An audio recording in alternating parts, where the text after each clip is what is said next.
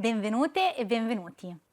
La prevenzione delle dipendenze rappresenta un pilastro fondamentale nelle politiche sanitarie e sociali, mirato a ridurre l'impatto delle sostanze psicoattive e dei comportamenti compulsivi sulla società.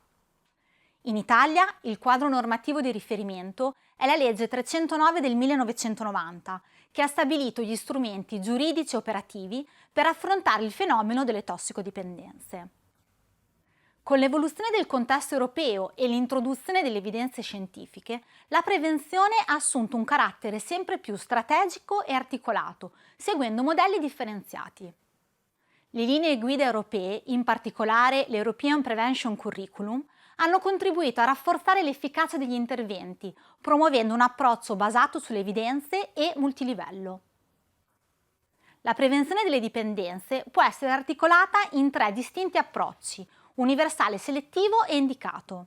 Ciascuno di essi affronta il problema in modo differente, adattandosi alle specifiche esigenze di individui o di gruppi. La prevenzione universale si rivolge all'intera popolazione, indipendentemente dal livello di rischio o dall'eventuale uso di sostanze, nella maggior parte dei casi assente.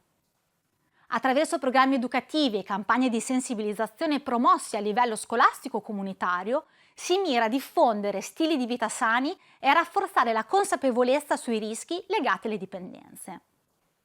La prevenzione selettiva si concentra su un gruppo considerato più vulnerabile a causa di fattori come l'ambiente sociale, familiare o economico. L'intervento in questo caso è mirato a prevenire l'insorgere di problemi legati alle dipendenze, offrendo supporto e risorse adeguate a chi si trova in condizioni di maggiore fragilità. Infine, la prevenzione indicata si rivolge a individui che mostrano segnali precoci di comportamenti problematici o che si trovano in situazioni a rischio elevato. L'obiettivo è intervenire tempestivamente per offrire sostegno personalizzato e migliorare le condizioni sociali e di vita dell'individuo, limitando così l'evoluzione verso una dipendenza conclamata. L'integrazione di questi tre approcci all'interno di un sistema condiviso e coprogettato di interventi consente di costruire una strategia di prevenzione più efficace. Tale approccio supera la logica del taglia unica e si adatta alle specifiche sfide che ciascun individuo o gruppo può trovarsi ad affrontare, favorendo una risposta articolata, flessibile e inclusiva. La prevenzione delle dipendenze, soprattutto in ambito scolastico, è un intervento altamente specialistico che richiede competenze teoriche, metodologiche e relazioni specifiche.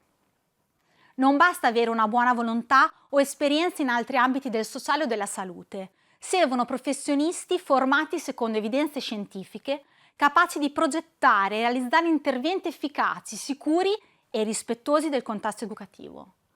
Le ragioni principali sono: interventi improvvisati o non scientificamente fondati possono rafforzare stereotipi o alimentare il fascino del proibito. Errori comuni includono un linguaggio troppo tecnico, allarmista o colpevolizzante, che può avere effetti opposti rispetto agli obiettivi educativi. Le scuole non sono luoghi terapeutici né giudiziari.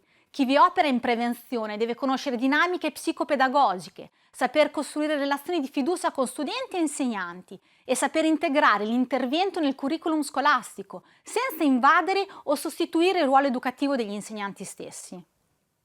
La prevenzione richiede capacità di ascolto, gestione del gruppo classe, mediazione educativa e adattamento del linguaggio all'età evolutiva.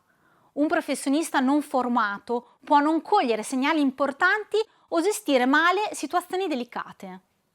Le linee guida del Ministero della Salute e dell'Istituto Superiore della Sanità e dell'EUDA ribadiscono che la prevenzione deve essere attuata solo da operatori formati secondo standard professionali, come previsto anche dalle OPC.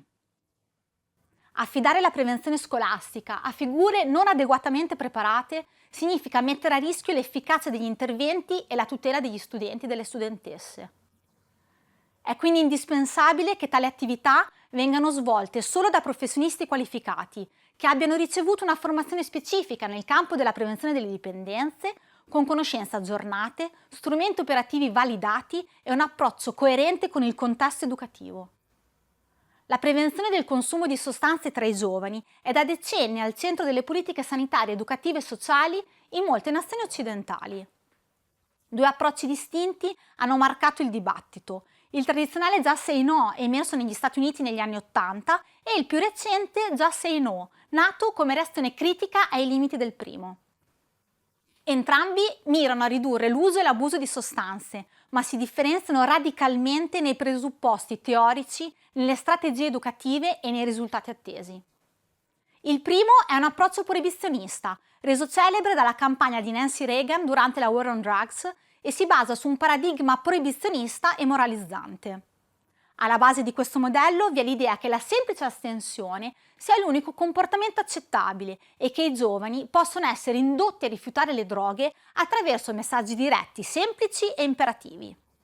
In risposta al fallimento degli approcci moralistici si è sviluppata l'idea del Just Say No, fondata su un'educazione alla sostanza basata sulla conoscenza, il pensiero critico e la responsabilizzazione dell'individuo.